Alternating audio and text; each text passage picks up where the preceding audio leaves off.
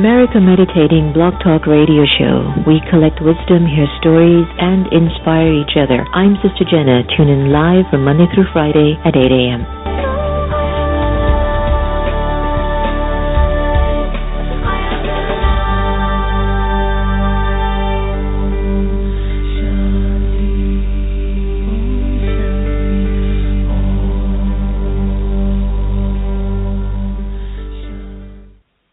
Hi, I'm Angela Peabody of Global Woman Peace Foundation, and I listen to America's Meditating Radio Show. Hello, everybody. This is Alona Holland, a listener of the America Meditating Radio Show. I'd like to convey my thanks to you, Sister Jenna and Sister Gita, all the way from Omaha, Nebraska. I'm Ivy Hilton, and you are listening to America Meditating Radio Show.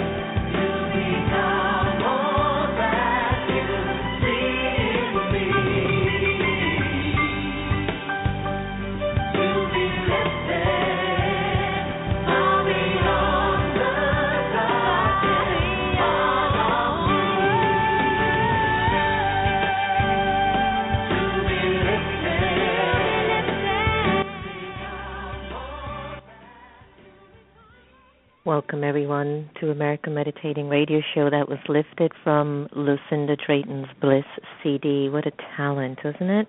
And I'm sure that you'll be hearing a lot more from Lucinda in the near future. You're listening to America Meditating Radio Show, and we're broadcasting from the beautiful Meditation Museum in the nation's capital. Yep, we're looking forward to the opening of Meditation 2 in Tyson's Corner, Virginia. So that's really exciting. So please save the date, October 14th, black tie event. Please no shorts or T-shirts, which we don't permit anyway.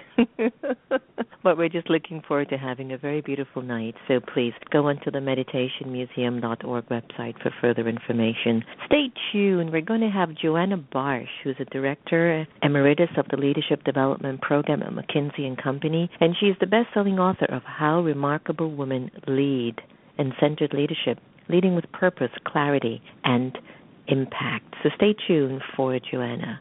Let's go into what we do best here on the America Meditating Radio Show, and that is to turn our attention inwards, to be centered, so our leadership and our purpose can emerge naturally and purely for our own stories.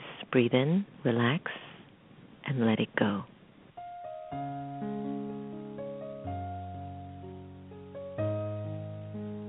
Om Shanti. The time that we choose to be aware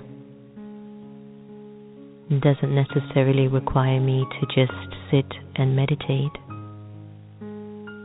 But even while I walk and move around, I can be in a meditative awareness, which is awareness of the soul, the original, eternal, imperishable being of light. For a little while, I'd like to invite you to be present, to be here, and to be now. Allow your mind to settle in the moment, to relax.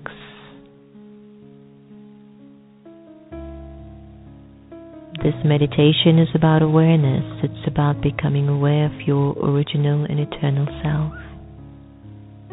It's about connecting to your truth.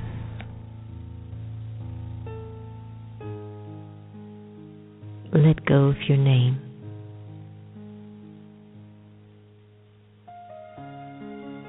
And observe yourself feeling nameless.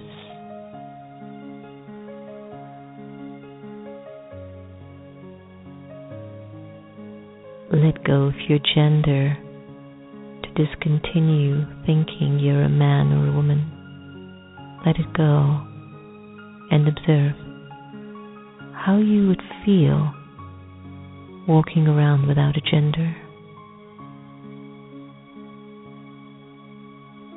Let go of the role that you play and let go of the titles that you own.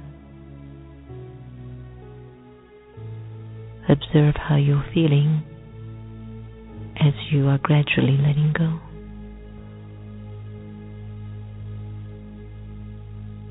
Let go of your religion and put it aside just for now.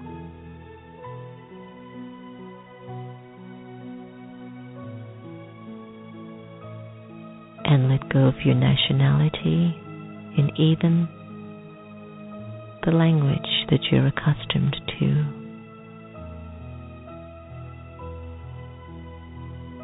Imagine you have no name, gender, role, title, religion, nationality, or even a language.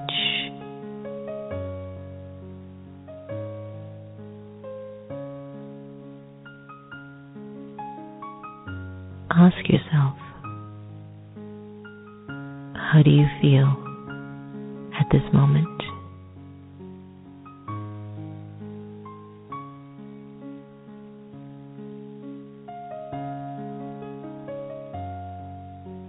And in this feeling, who would think of you and who would you think of?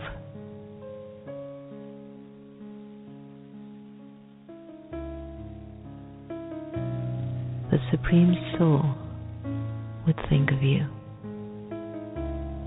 and you, the liberated soul, would think of the Supreme. in this state of absolute freedom. I am truly who I am. A free, peaceful,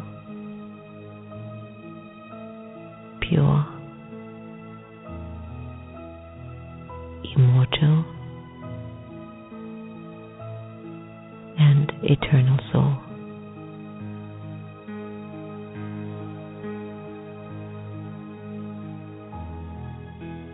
Allow yourself to just be absorbed in this awareness.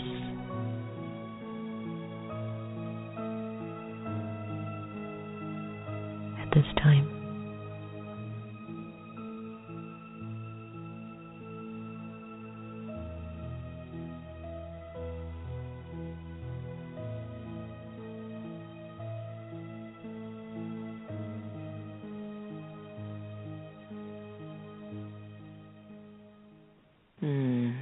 Welcome back to the world of activities and coming from your center to emerge your power into the consciousness of this definite world of reality.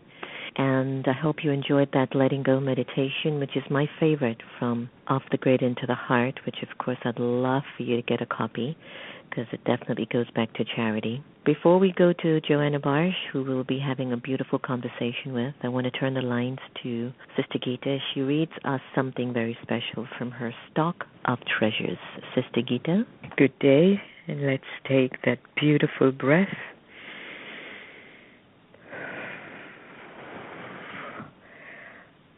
I am thinking of women. Of course, we think of souls, which has nothing to do with gender.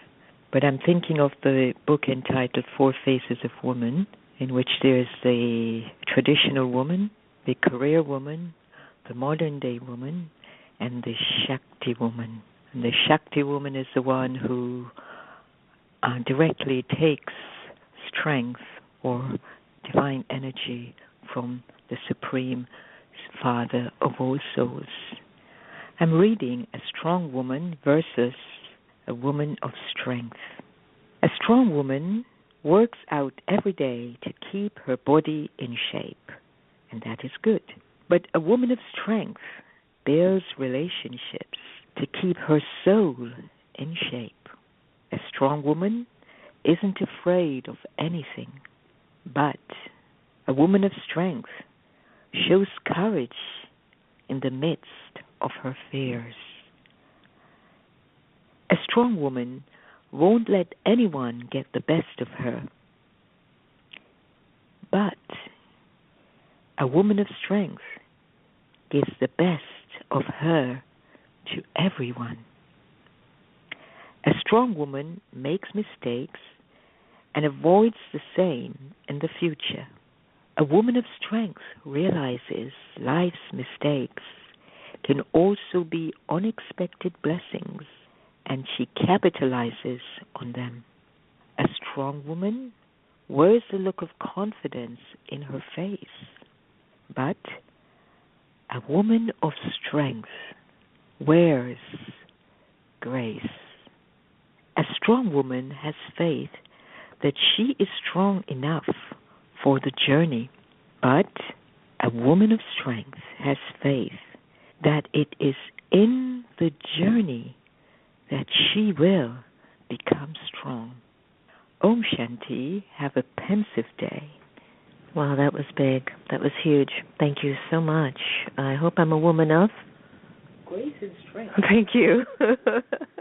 The America Meditating Radio Show is so happy to welcome Joanna Barsh. Joanna is the Director Emeritus of the Leadership Development Program at McKinsey & Company, and she's the best-selling author of How Remarkable Women Lead and Centered Leadership, Leading with Purpose, Clarity, and Impact. With over 30 years of experience in the consulting industry, Joanna has spoken about leadership at Fortune's most powerful women events, Women on Wall Street, and delivered keynotes and seminars at companies such as Google, Microsoft, Morgan Stanley, and much more. Joanna is also a strong advocate for women, invited by Mayor Bloomberg in 2002. She served on New York City's Commission on Women's Issues from 2002 to 2013 and serves on the UNESCO Board and Sesame Workshop. Today we welcome Joanna to the air. Welcome to America Meditating. Thank you. I'm in a very meditative mood today. I bet you are. It's quite a holy day. It is, and the Pope is in America. Can you believe that? Yes. It's this the time. You know, one of the things that we advocate so much on the show is that meditation is not a stepping out of the world, but it's a bringing a presence into the world. And you are working on empowering women to be centered. So when we look at the word centered, we look at a woman who comes from a very reflective state of her existence. So when you wrote your book on centered leadership, could you share with our audience a little bit more about what that actually meant to you and perhaps what you learned from writing that book? Oh, absolutely. It is a word that we spent a long time settling on. And for me, it meant living in the chaos of the business environment, family environment, just in your life, and being able in that moment to both reach the sky and feel your feet firmly planted on the ground. And all my life, I've been a bit of a visionary, and I felt as if I would float away. But the practical side of me, once I embraced it, allowed me to get things done one step at a time. And you can do both, and you should do both. So the core of centered leadership is self-awareness. Self-awareness about your purpose, about being in a learning mode, being connected to other people in a true and trusting way, daring to speak up, to have courage to do what you're meant to do, and also to be able to recover your energy, to recognize that you are not an unlimited source and you need to take care of yourself. And that those 5 pieces can be learned and practiced. And as you do more, what I've discovered in my own life is that you get more joy, you have far more impact than you had before, and the people around you are getting tremendous benefit. Beautiful, beautiful, Joanna. That's something that I learned these last 2 years. I've been in quite an interesting season. I really felt like I was God, like I could just give and just keep giving. And it was very interesting. The folks that would just come and take weren't always rolling over the investment of the care, the love, the spiritual support that was being bestowed. And I had reached my own point, like, I can't lead in this state. I can't be a spiritual instrument for humanity if I'm not restoring myself. And I loved when you were sharing that, you know, your head can be in the sky, but your feet were planted on the ground. And I find that to be one of the best balances of spirituality.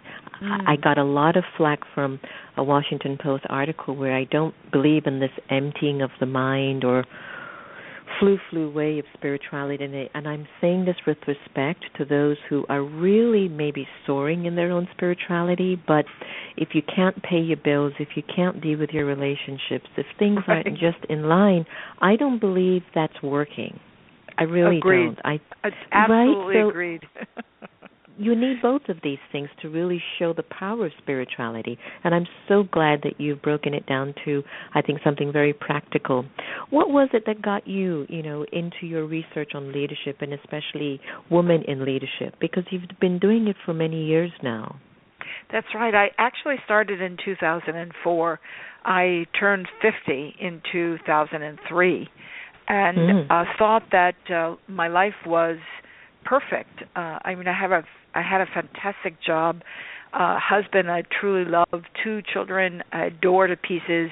I loved everything about my life, and yet each day I felt empty. And more than that, I began to realize that in my job as a woman, I felt invisible. And you don't know me personally, but I'm literally 5 feet tall, a little bit smaller now that I'm older, but I just assumed nobody could see me because I was so short.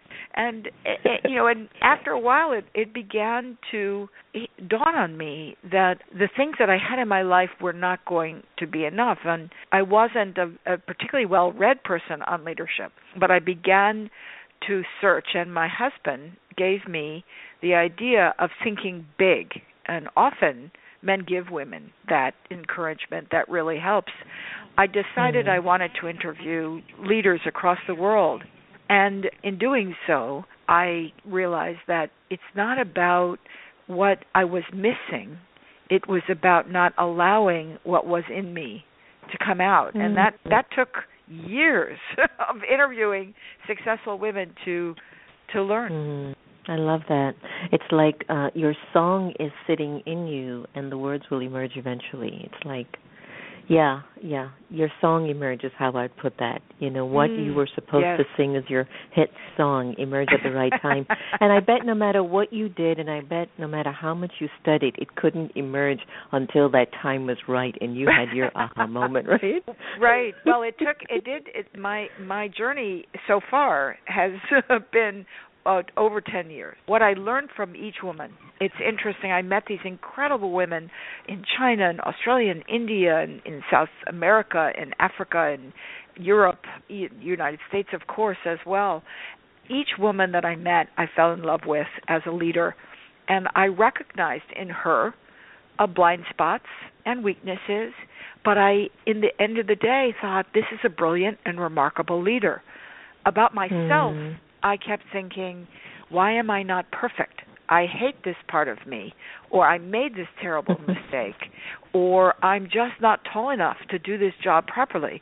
And it took years for me to recognize that these women were overflowing with optimism because they accepted who they were and they had this purpose in their lives.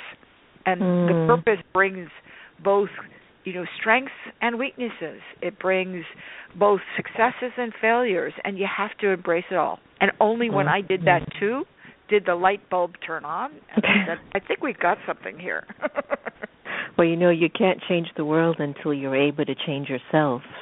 And I love when you were saying, like, in the midst of all the chaos, you could still find that there's something there. There's something about the negative or the dark or the chaos or the out of balance part of us that actually pushes the beauty and the power and the strength forward. I've not been able to decode that yet, but I'm sure one day it will emerge. Or maybe we don't have to. We just need to keep allowing the paradox that lives inside of us to keep unfolding that story. What do you think? I think it is the latter. I think that learning to accept is probably the biggest, the umbrella step in the game of follow the leader, because when you do that, suddenly you see much more, you feel much more, you can relate to people without judgment, and you can help make change happen in a much more profound way. I was an analyst at McKinsey, meaning I helped solve problems. So I was very, very used to trying to put my finger on things and telling clients, here is exactly what we think you should do based on all of this fact-based analysis. We used that same approach to build centered leadership, but what we found was magic, which is a bizarre paradox in and of itself. And when Warren Bennis, who has now passed on, was on my book committee and asked me how I came up with these 5 elements of centered leadership, I told him I didn't know that it was a creative process and that I could not decode that. And he was a little bit upset because he had 23 elements in leadership. And I thought, but, you only need 5. And suddenly I realized you need these 5 to go to greatness. The others will help you refine who you are and how you lead. You just need these 5. Well, you mentioned them earlier in the interview a little bit, but could you just, in bullets, give us the 5 again? Sure. So the first and the anchor is meaning. Women, and now increasingly men, are looking to live into their own strengths and to have purpose at work and in their lives. The second is learning to frame and reframe, to recognize that the glasses through which we look basically shape what we see, and you need to change glasses in order to get more out of a difficult situation or to learn more about work and about life. The third is connecting. It's certainly one that I struggled with for years. And the fourth is this notion of engaging, of stepping forward even though we're afraid, stepping forward to make a positive action. And the final one is energizing. I included that one because a woman on my team insisted that we include it. And I knew enough to value her input and accepted it. And now I'm so glad that we did, because all of the other four both give energy but use up energy. And you need another source, a pure source of energy, if you truly want to make a difference in the world. I like that. Those are beautiful. Wow, I'd like to kind of put that online. Because it's true. I mean, a lot of times we look at our own lives and we complicate it more by, I don't know, I guess adding the ingredients of attachment and ego to the interpretation, or what you call the glasses that you're wearing. You might need to change that so that your interpretation can change. And I think we're making it a lot more difficult than it really is. We assume, and the model that I've used, which has really helped me a lot, is to imagine each person in your life or at work as an iceberg, where you can only see what's above the water. But indeed, something like 88% of that iceberg is unseen to you. And so why make assumptions? Why not just ask, what are you feeling? What are you thinking but not telling me? Or what is it that you would like to see happen in this situation?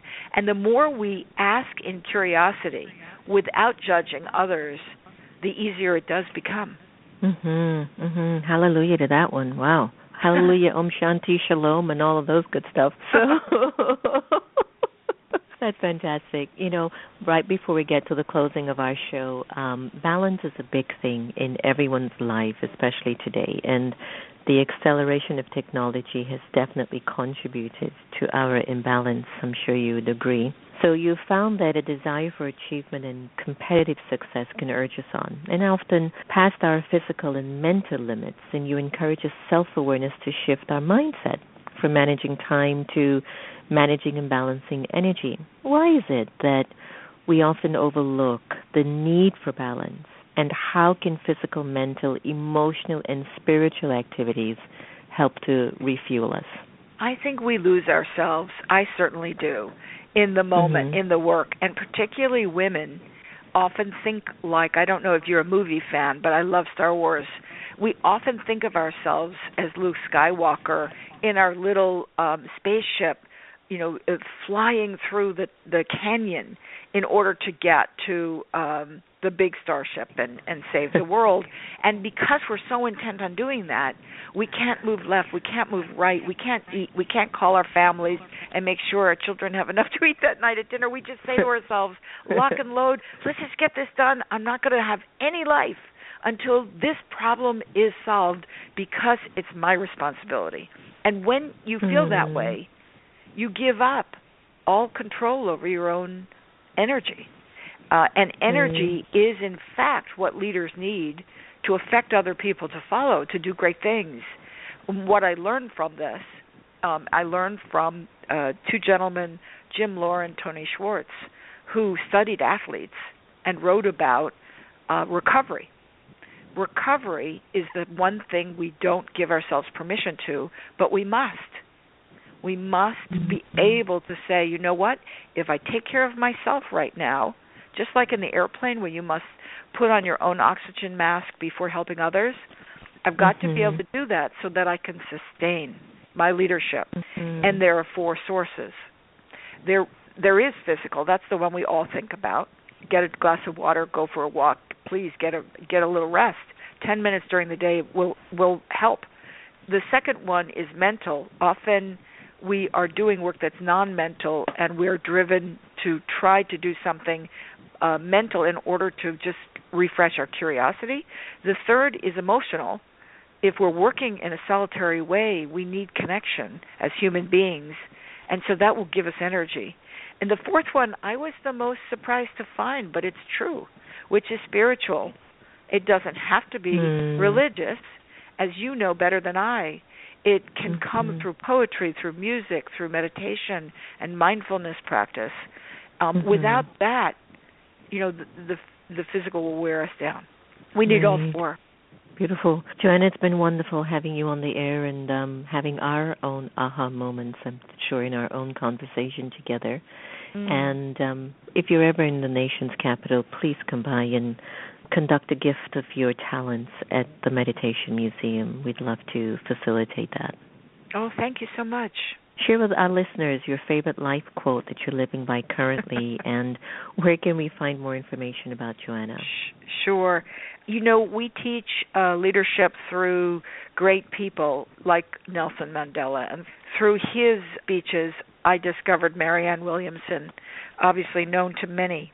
And the one piece of word poetry that she wrote that just has blown me away is that our deepest fear is not that we are inadequate, and I always thought that I was. But she writes, our deepest fear is that we are powerful beyond measure. And particularly for women, we often keep our power hidden, and it takes a huge amount of energy to suppress it. And only when we release it in love, in lightness, can we in fact create the changes that we want to see. And I thought that my power was dark. And so today I tried to remind myself what she says. It is our light, not our darkness, that most frightens us. That's very touching, very beautiful. I was just with Marianne at Oprah's home for dinner last week, so I know how powerful that reads. Joanna, thank you so very much, and wishing you continued success and beauty in your work. Oh, thank you so much. I appreciate it today on the holiest of holy days. Beautiful. Take good care now. So steps can be easy towards our transformation, folks. It doesn't have to be, rocket science to get to a place of our own personal transformation and internal awareness, as Joanna Barsh just shared. And you know what? You can be waiting around or reading and studying or with some of the greatest sages or gurus or pundits or priests in your whole life. But, when that moment of wisdom hits, that moment of silence, aha, there goes the unfolding. And so I'm wishing you many ahas and many unfoldings. And we thank you for joining us on the air regularly and making us your station, your radio to come to, rather, your show to come to, where you can take away something very valuable on your journey and on your travels. It is our intention to purely elevate you and bring us all together at a platform of love, respect, and virtues, so that our humanity can be a place where we transfer those billions and trillions of dollars that we use for war into building a golden age of paradise. We're going to end today's conversation by Kristen Hoffman with love and gratitude. Remember, no one can take away your happiness unless you give them permission, and we are here to love each other the same. Take care, everyone.